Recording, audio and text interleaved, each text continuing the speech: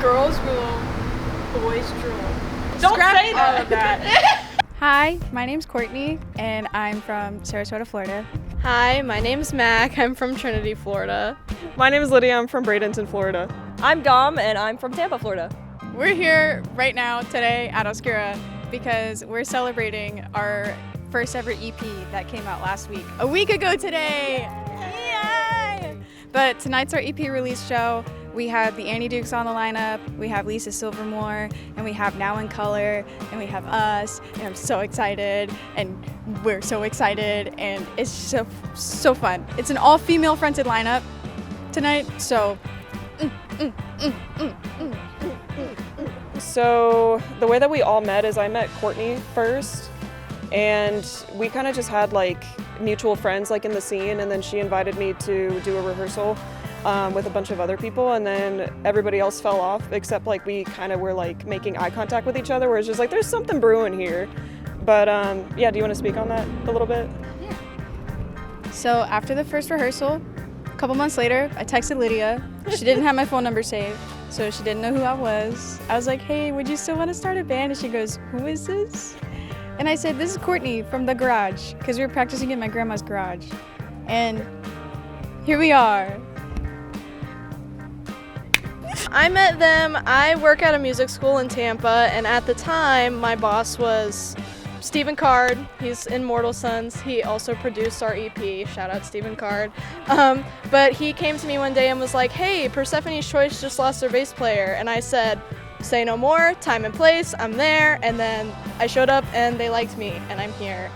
And then I always say that I met Lydia through an app that's kind of like Tinder, but for musicians. So I was like swiping through and I was like, that's a cool band. And I was like, okay, let me message her. And I messaged her, and then she was like, yeah, we're still looking for a drummer. And I said, count me in. And I auditioned, and yeah. We started in August with this lineup, so it's been more than 6 months, and couldn't ask for, you know, better musicians, better friends, and yeah. The EP has part of it has like some randomness to it where it's like songs about different things that aren't really related to each other, but then like a good half of it, ironically enough, was like written through the span of a relationship. And it was like Hold Me Down was written in the relationship, and then Waterfall was written like towards the end of it where it was just like super sad, and then Demons was written like far out after it, and it was just like anger. So it was just kind of like the different like levels of grief and the different phases of it, and I think it's so cool that it reflects that, and I love it. I eat it up. And then we have a song about a witch, and then we have a song talking about a train, and that's it. That's the EP. Plus, like, the biggest thing that I can say about the EP is that like every song, and at least in my opinion, like sounds different. Like every single song has like its unique type of tone, its unique type of like, you know, theme that it's like talking about. Like, and then also with like the music behind it, right? Where it's like we have like stuff where it's like it's more driven and more like hard rock, and then also we have like the singer-songwriter folky type stuff. Every song, there's something for someone out there, you know. I think for me personally, what got me into music, my dad was a musician. He plays drums in the Tampa Bay area, so I always had music in the house. I always had instruments. He always likes to say as soon as I was tall enough to reach the door on his jam room, I would just bug him all the time. So I always had inspiration from that point of view, and then started playing drums, and then later transitioned to playing bass. When I was little, we had like a piano in our house, and I would always like bang on the piano and not really know what to do, and my mom absolutely loved it, and so she ended up like giving me some of her old like lesson books, and I taught myself how to play like basic piano, and then eventually got classes and stuff like that, and that's kind of how I started my love for music, and eventually I just went on to something a lot louder and more fun to me, so that's how that happened for me. So growing up, there was always music in my house. My dad is a very, you know, accomplished pianist, and he made me have like developed like this appreciation for like the Beatles and like old school rock bands like Zeppelin. And then I grew up during the time when like Rock Band and Guitar Hero were like starting to be like really popular, and so I was obsessed with those games. And I always tell people the story where it's like my dad always wanted to play guitar because he always got the highest score, and so then I played drums, and I wanted to be a drummer at first.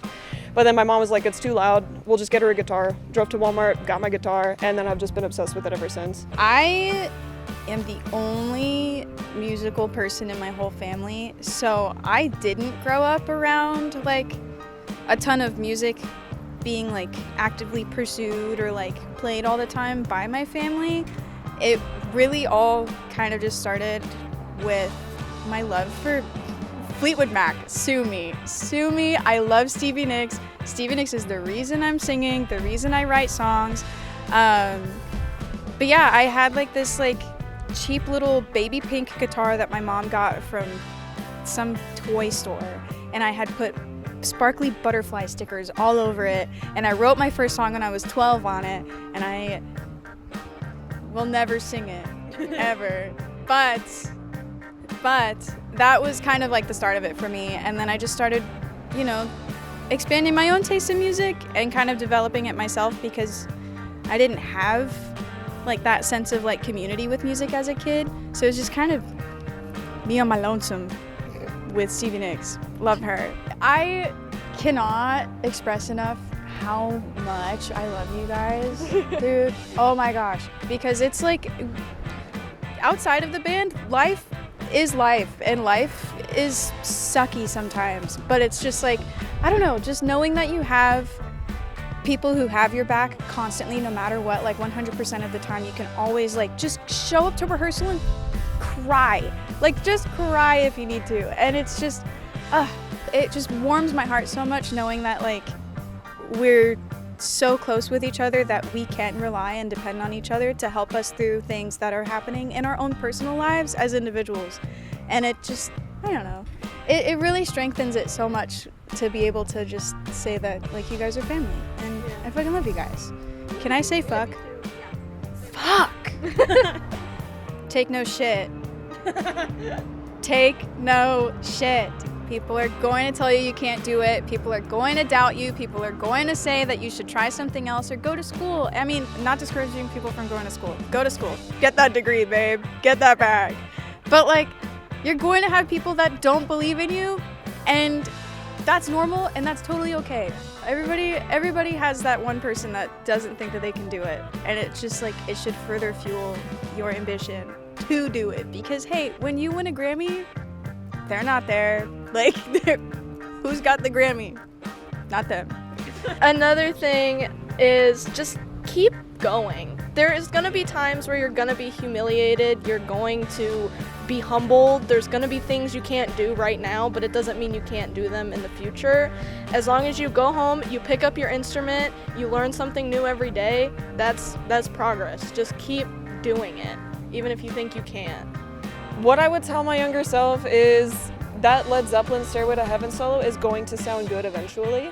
Just keep going and just keep posting videos, and just honestly, like, the quickest you can tell yourself that you can do something, the quicker it's going to happen. And just don't get discouraged.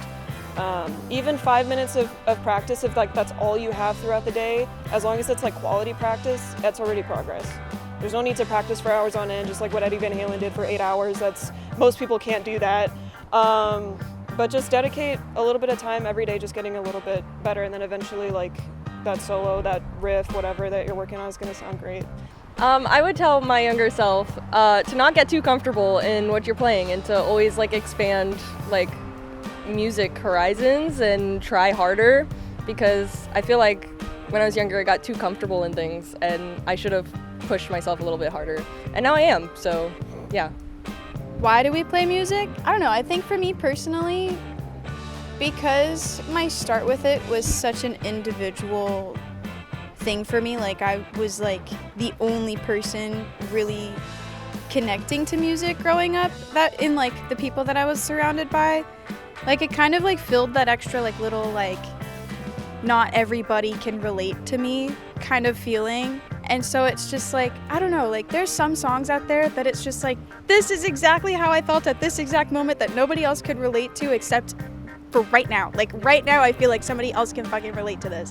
And I think it's so cool, because also to write music that people take different experiences from, nothing beats it, because I've had so many people come up to me and be like, I think this song means this, but then another person can think that it means something completely different, and it's the craziest thing. It's like a universal language, but it means different things, and it's so cool. And I can't imagine myself doing anything else for the rest of my life. Like, it's this or nothing. So it's just so perfect. It's so wonderful. Well, for me personally, I create music because there's genuinely nothing else that lets out like my creativity and like what I want to do more than showing it to people. And also it's just like, I play music just to inspire people. Like even like I teach, music at a music school, and I have, kids looking up to me just by teaching them music. And like that in of itself is what fuels me to just like play music, because like there's genuinely no better feeling than playing your music in front of people and then having that connect with people, also them singing back your words, which is super sick. I remember the first time that happened, and I was just like, this is insane. Like now I know why people do this. Like Courtney got that feeling at our first show, but I honestly really got that feeling when we played Hard Rock, where I was just like, there were so many people that came out to support us, and just like when Courtney went, sing it, like when we were playing Waterfall, like that was honestly like a surreal moment, because there was so many people singing that song. And so like that honestly what fuels me every day, even like with the ups and downs of life and everything. So that's personally for me why I create music and like why I do what I do. For me, music is kind of like a form of therapy. Anytime like I'm sad or angry or happy or literally any emotion, I'll go and play anything and I feel better afterwards. I'll play for like even just 30 minutes and then I'll come out of it and I'm like, hell yeah, like that was nice. Like I feel better. It's just like therapy to me. And then like now like getting to play like on stage, I think it's just so exciting. I like the rush and getting to play like that. So why I play music.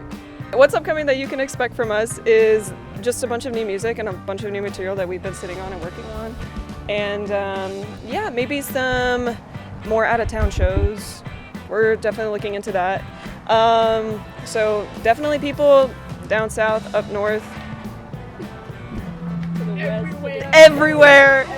I'm just gonna stop talking now. We also shot a music video for our song that's on the EP, Hard-Headed, Heavy-Hearted, with our good friend Mac Knox. So that will be released, I don't know, but soon. So yeah, that's another thing. You're gonna be so sick of us. You're going to be so incredibly sick of us. There's gonna be us. We're gonna be everywhere. We're in the walls. I don't know what to say. We're in the walls. We're in the walls. We're in your walls. We're not gonna. Sorry. Okay, no, sorry. Okay, no, sorry. We're in your walls. Is that better? No, we're in your walls. We're in your walls. Okay, I'm gonna take the microphone. No. Okay, anyways, long story short, what I'm trying to say is that we aren't going anywhere, and that's too dang bad, because we're in the walls. That's too damn air. That's too bad. I love this freaking band, and I'm so freaking grateful to be in Persephone's Choice. I came from a band that was all dudes, and I was the only girl, and then I went from being in that band to just like getting whiplash and being in an all-girl rock band. I love it here. I love it here. I love being here so much. Just give me the microphone. No. Give it to Dom. She hasn't talked. I love this band. And I love Courtney, and I love Mac, and I love Lydia. Why was I second? We're not dating each other, just letting y'all know. Yeah, Dom. It doesn't mean I can't love you guys. We always end up flirting with each other, but we're not dating, I promise. It's a platonic. It's a platonic type of love. Platonic soulmates. But I love this band so much. And we love you. And we love you. I love Tori Silva. And we love Oscura. We love Oscura. Can you get in here so we can give you a hug? Thank you, Tori Silva. Oh my gosh, wait, I'm going to love y'all. All right. Yeah, Thank you, Tori. thank you. Are we Sorry done? for my boy's